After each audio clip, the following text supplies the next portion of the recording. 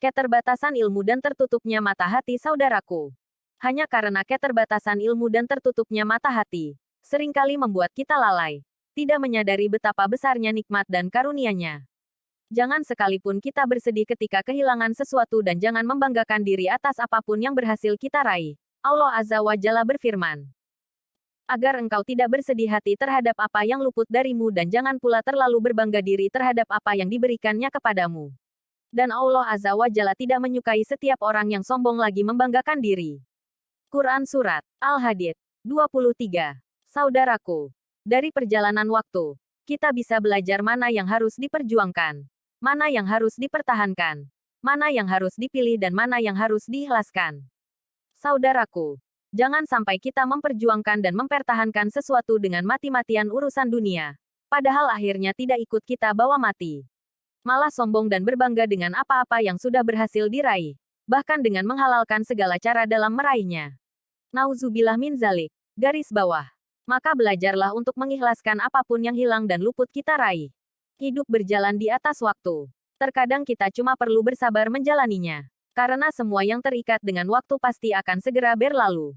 Terkadang di antara waktu yang kita alami, kita pernah merasa kehilangan sesuatu atau dizalimi oleh orang lain. Itu hanya perlu waktu darinya untuk menyembuhkannya. Saudaraku, jangan pernah melemah dalam beramal kebaikan. Teruslah tingkatkan dan perbanyaklah.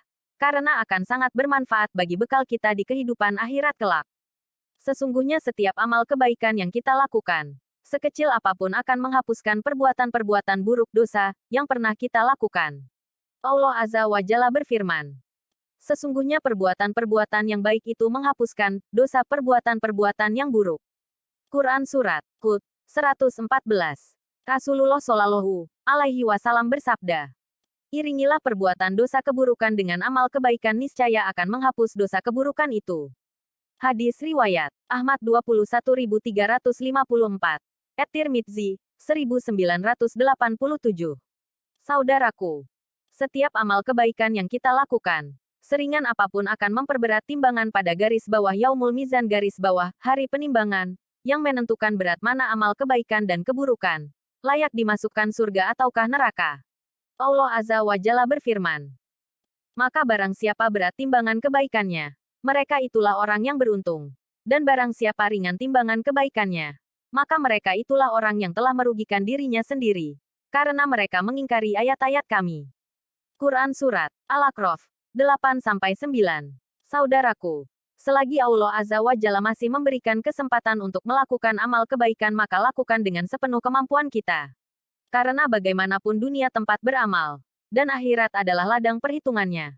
Semoga Allah Azza wa Jalla mengaruniakan hidayahnya kepada kita, sehingga kita tetap istiqomah senantiasa melakukan amal-amal terbaik sebagai bekal kehidupan di akhirat kelak untuk meraih ridha-Nya.